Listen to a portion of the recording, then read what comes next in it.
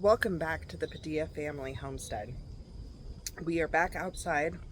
I apologize ahead of time. I have allergies like crazy today. But we are back outside. The clouds are lovely. This is my actual view from from my chair on the patio.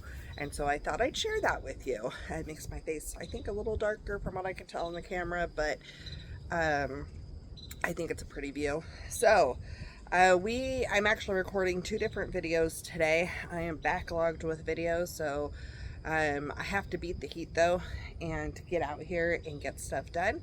And then I'm going to edit everything up and get that shared for you over this week and next week. So the two videos I'm recording are a garden tour and a seed starting video. So there's lots of fun stuff to be done. It is time to start the fall garden.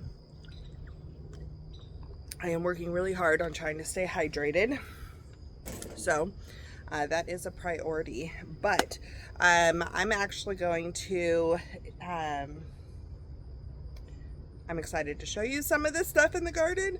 But I'm also like, oh, it's time to pull some stuff out because there's some disease setting in.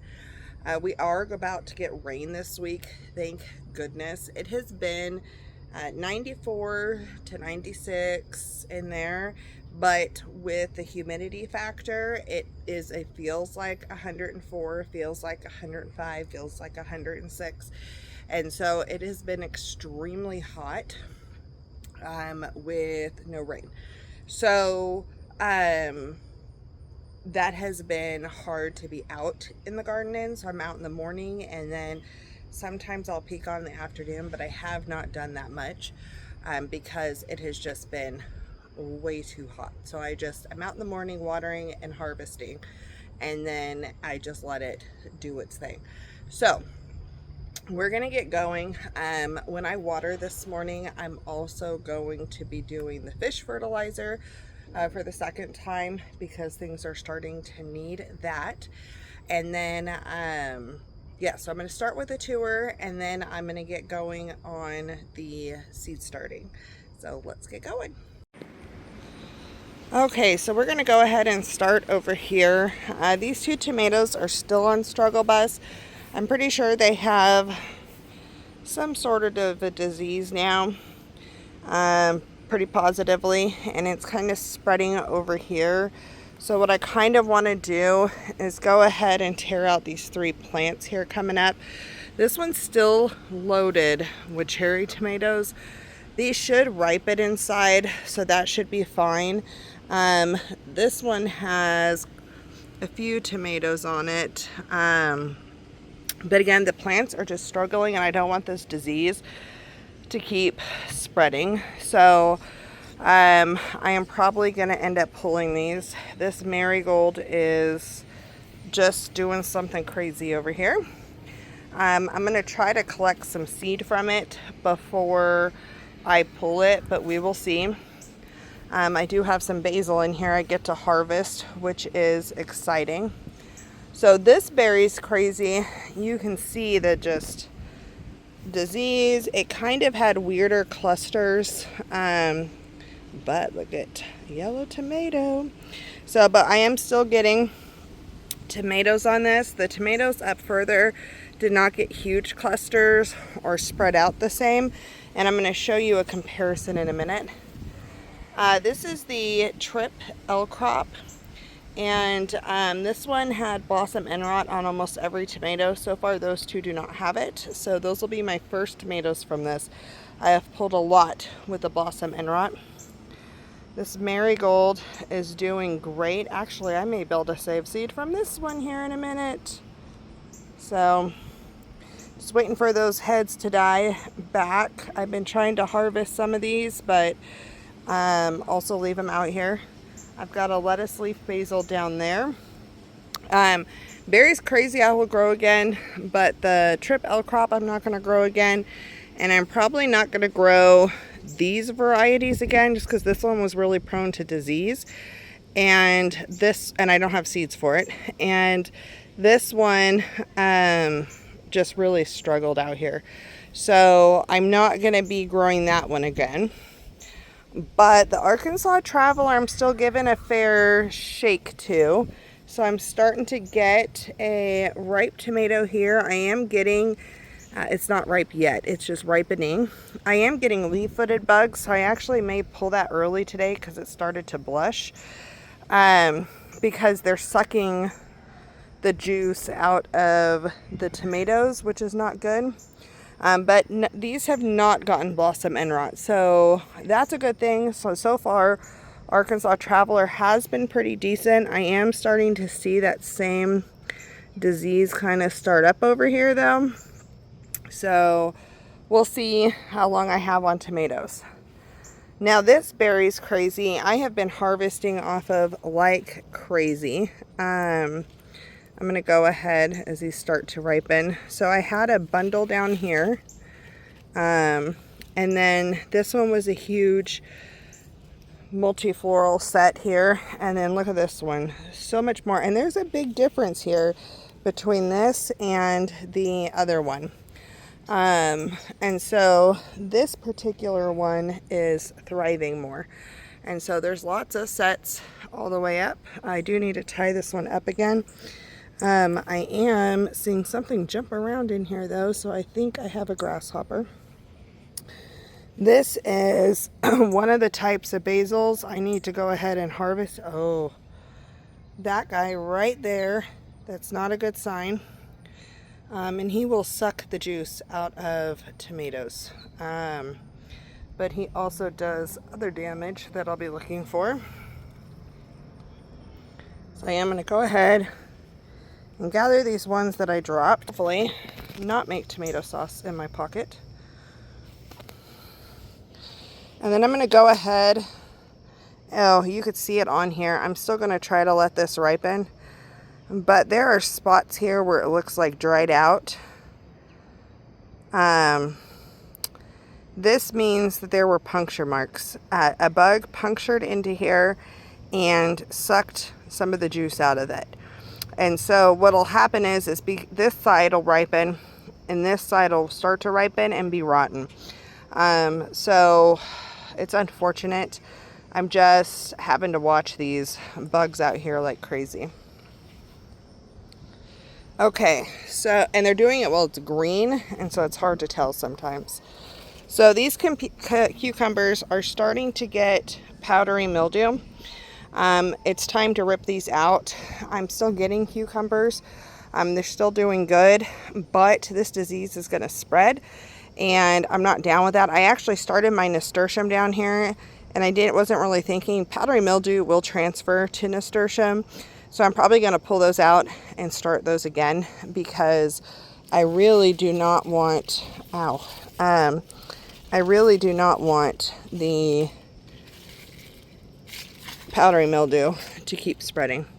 So lots of cucumbers still on here. So I'm going to try to give it a little longer. I'm making that bee mad. Try to give it a little longer on it. I'm going to come out and trim some of these leaves and then sanitize my trimmer in between. But get some more airflow in here with this humidity and see what we can do with that. Next up are the peppers. I've been getting a whole lot of peppers. I've been picking my shishitos smaller, about this size. This plant is super prolific, and I mean, you could just see all of the flowers over the top of this. I have been getting so many peppers off of this plant, which is amazing. I did yesterday go ahead and pick, I'll leave that one. Pick a couple of my jalapenos. So these are jalapenos that are not hot. So these are just coming in. I started this one from seed, and the shishito, or did I buy? No, I bought the shishito.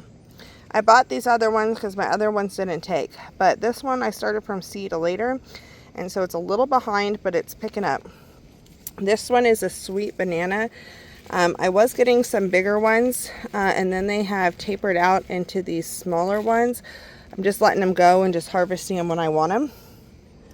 This is that snacking pepper, And I will tell you what, there's so many peppers on here.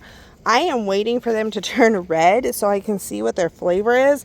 But that has been a really long wait. So I've harvested some of these green and just used them like a green bell pepper. And that has been amazing. But I'm waiting. I'm trying to wait for them to change color. The other one I'm waiting to change color are these habanadas. And from the top, it doesn't look like there's a lot going on. But if we come down here, there are so many peppers on this. And they are getting huge. Getting so big.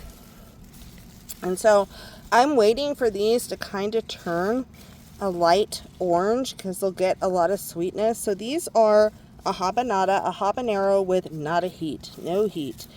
And so I'm really, really excited about those. So this has been the better producer for peppers versus the in-ground. So I will definitely be doing them in containers again and while we're in this location. Over here, I got one baby squash off of this plant, and then it has so much disease going on it. I really don't know what's going to happen here. I need to come in here and prune the disease off.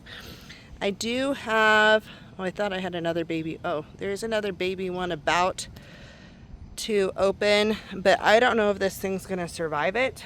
And then over here, I've gotten a few lemon squash off, but overall this one doesn't look as diseased, but I haven't tied it up to this pole yet because this one is diseased. So I'm trying to keep them as separated as possible, even though they're sharing the same pot, and seeing if I can make that lemon cucumber last longer. But not lemon cucumber, lemon squash last longer. But I really haven't gotten that much summer squash yet again. And so I am super sad. So far, no squash bugs, but I am not super hopeful right now with how diseased this one looks. I could start inviting it in. So that's kind of what's going on in this section. I will say I do like the Sikkim cucumbers. They are very crunchy. I like the white cucumbers because they're very good for fresh eating, but the Sikkim cucumbers have a crunchier wall. It's kind of crazy. I haven't tried to pickle them, but they've been kind of cool. Over here, what I thought was a rescue lemon cucumber from my friend's garden path was not. So we're gonna have a longer cucumber here, although this guy looks like he's yellowing. I'm just going to pick him like a baby and enjoy him young. So I have this guy in here for now, and hopefully he'll be my replacement cucumber for while these other ones are gone. And then I have peas that I replanted in here, and I'm getting a little concerned because something's eating the top of them. Oh, buddy, where are you? Right there. Do you see that? There are caterpillars. So something already laid eggs in here, and it is hatched and eating the tops of my peas because I had tops on these. That is so unfortunate. So I need to, before I plant anything else out, I really need to make sure that I get bug netting up. We're going to get that situation figured out. Hopefully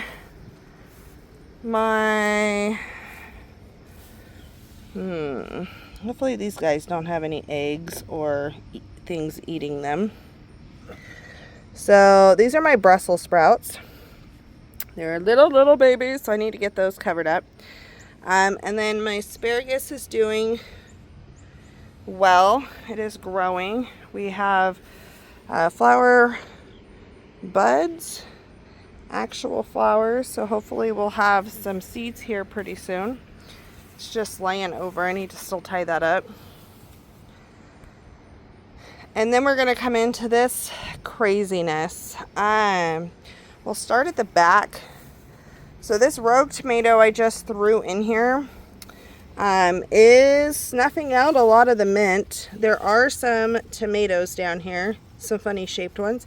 I have no clue what type of tomato this is, but I just threw it back here. It was better to let it try than to kill it. So I've let that just grow. The okra is doing great. I've been getting okra pods off. I have the 3 okra plants here. This zinnia is huge and beautiful. These just make me so happy.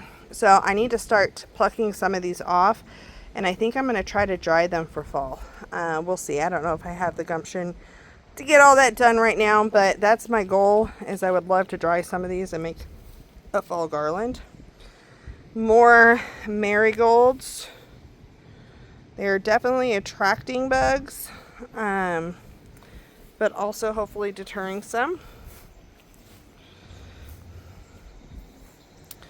Down here we have another banana pepper that does not look as healthy. These have been a lot smaller, a lot less flowers. We have the Marconi sweet, which is giving me one massive pepper I pulled before it turned red. And then this is another shishito that is doing great. It's also been producing a ton. And then this habanada we'll come around to. This habanada has tons of flowers. I think they're dropping. I have no fruit.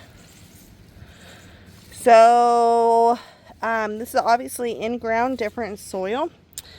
And I find that interesting with my ones that are in the pot over there that have so many of those habanada fruits hanging underneath. So I'm not sure what to do with that. I have one of my squashes popping up. Something ate a part of it. I'm really worried about the squirrels out here. I do have some turnips that did seed.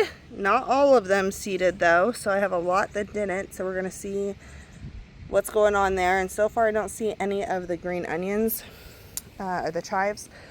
So we'll see what happens there. Down in here on the other side, I never planted my carrots here yet, so that'll be coming. But in here where my stick rows are, grass is coming back like crazy. But I do have some little babies coming up, and that is a yellow beet. So beets take a little longer than the turnips to pop up. So hopefully, I'm trying not to disturb this dirt too much. I need to water it again. This is not prime season for these seeds to germinate. So if I get desperate, then I will go ahead and start them inside and transplant them out, but it's not the best. Oh, look at that. I have more. I had some huge ones and they're gone, but now I have some baby monarch caterpillars on my dill. I have pretty much sacrificed my dill to these guys. And these are only caterpillars I'm trying to let go and do their thing. And it's kind of cool. There's a lot more now, but this one definitely has the most that is easiest to see also. I had some really fat big ones in here. Okay, behind here is just the walking onions and another okra plant which has a pot on it, and then this rogue mint that's trying to take everything over. Oh, and the pineapple sage, which I harvested a bunch a while ago. So now you can see where I harvested, and now new buds are coming up and it's starting to grow. And that leaves our green stalks, which are looking mighty fine. I pulled a bunch of the caterpillar damage stuff out a long time ago, and I've kind of just been letting everything grow. I haven't added anything else out here. I wanted to add beans in here, but I think I'm going to start everything over again because I want to find a way to cover this with bug netting so I don't get as much caterpillar damage on the fall crops, because there'll already be eggs on some of these crops that have been out here. So I'm going to figure that out before I plant anything else out here. And that does mean I'm probably going to start a second round of some of the basil and things like that for a fall crop. I may move my parsley over, because that may last the winter, over to this tub over here. But let's start with the strawberries. Are not producing like crazy. They have had some. They're just starting to kick in up here a little bit. But there's been a lot of worm damage. See, this one has been eaten in, so I'm going to take that out before it even ripens. So there is stuff going on this. I have been trying to get suckers to go ahead and root. I've been trying to place them in buckets to where their roots will take off. I have been successful with that on a few. So now it's just a matter of getting all of them really in there. But the plants overall are looking good. There is, I want to say, grasshoppers eating these. I don't know what else, but I'm pretty sure grasshoppers have been eating those.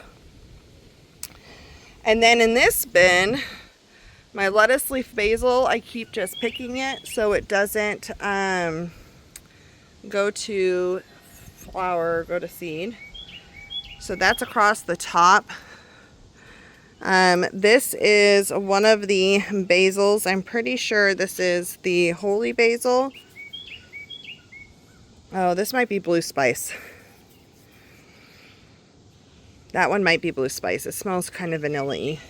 So this is probably a blue spice basil.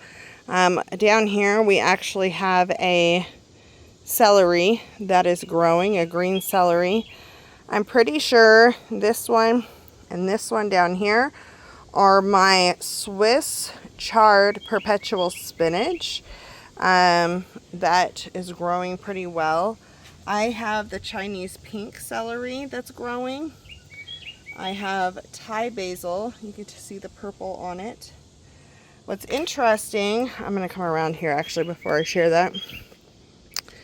And then this one, I think, is another Thai basil. I'm waiting to see the pictures. This one actually might be holy basil. It doesn't have purple stems. So this one might be the holy basil. So I think we have blue spice, holy basil, and then Thai over there. This is another one that I think is holy, maybe. This one might be Thai. I really need to keep my stuff labeled. On this side we have parsley. I harvested a ton of this. So I thought this was my celery. It was not. It is parsley and it's doing amazing. My Swiss chard on the top level is not doing well, and I would like to point out that looks like a legit bite mark. So not sure what's eating that, but something is. My nasturtium is pretty much dead. It's too hot here to grow nasturtium in the summer, which is unfortunate. And then my funny thing is, this is an actual habanero. It was started, I mean, this thing is huge. It has grown really well. However, I have a couple of flowers and I have literally no peppers.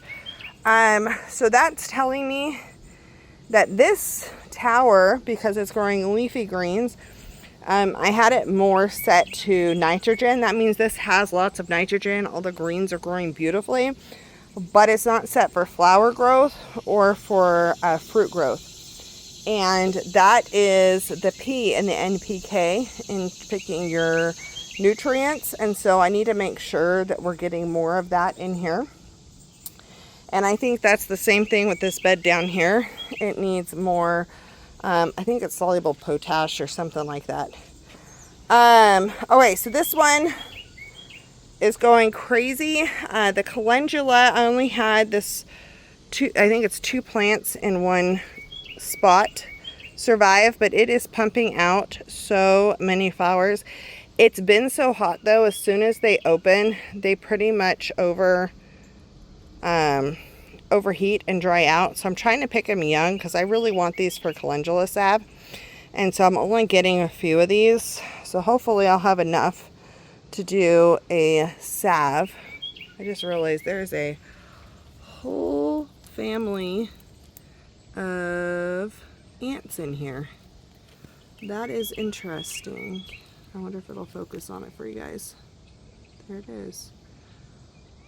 Ants farm aphids. So I'm curious if that's what's going on back there. All right, so the top has our oregano, which is still doing great. I've harvested this quite a bit. We have our lemon thyme, our English thyme, our rosemary, and then more oregano. Over here we have a marigold. This is going to go ahead and come out. This is being a trap crop. It's getting the leaf miners. There's something else going on here that I'm not super fond of. So I want to grab that out of here before stuff spreads. This chocolate mint has done extremely well taking over. It is spreading. This was my goal, is to see it spread. So I want that tier to just go ahead and stay chocolate mint at this point. The strawberry mint is starting to come back, which makes me super happy. I am going to try to root some of this and then go from there. We have, I believe that's regular peppermint. I'm going to try to spin this tower. All right, regular peppermint. My pineapple mint looks not so great. This is chocolate mint. That's random. It's really running. Chocolate mint is apparently a big runner. So I need to keep this turned so that way some of this stuff gets some sun. This should be spearmint. Yeah, there's my spearmint. It looks like I have start of caterpillar damage here. That'll come down. Always look for poop. You see poop. You see poop. There's something up here doing damage. And so I'm just going to go ahead and pick that off. And that helps stop anything from spreading. So that marigold will come out as well. And I think anything I want to save from over here, I will try to transplant into this one. And then have this one be bug net protected and frost cover protected. So that's kind of my plan here. I went ahead and I'm not going to use those tomato stems, so I just need to toss them. But you can see they did root. I just haven't been watering and changing them out. They did root. So that was suckers from the Berries Crazy Cherry. So overall, we're not getting like crazy big harvests except for herbs and stuff. But I'm literally every day having a handful of stuff that I'm bringing in. And when you start doing the math on handfuls of things, whether it's little tiny bouquets of flowers or a handful of cherry tomatoes or a selection of cucumbers, or I've been doing a lot of peppers. You look at how many herbs and little okras and all the things that I have brought in. I mean, I have so much basil right here that I need to cut and harvest. This has provided so much that I am, oh, I should show you my comfrey too. I am getting like, just say a handful. Let's count every handful as $5, because if you think about it, a bunch of cherry tomatoes that are organically grown, that are heirloom variety, that's $5. You have cucumbers, that could be a few dollars. Big tomatoes, if you're trying to get flower heads, those can be pricier.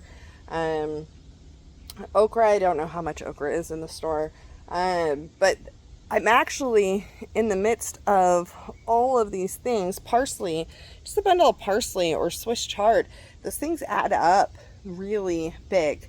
And so for me, if I count every day, if a decent handful size, it's $5 worth of produce. You start adding that up, it adds up pretty quick. So, and I'm able to make teas out of this. I'm able to make herbal remedies. So the calendula is for an herbal remedy. And I'm going to take you out front actually and show you my comfrey. I've already had 3 bundles up top and drying. So I've done multiple harvests off of this, and these leaves are huge, guys. Like, that's my hand, and this is a smaller leaf. So that one's about 2 hands.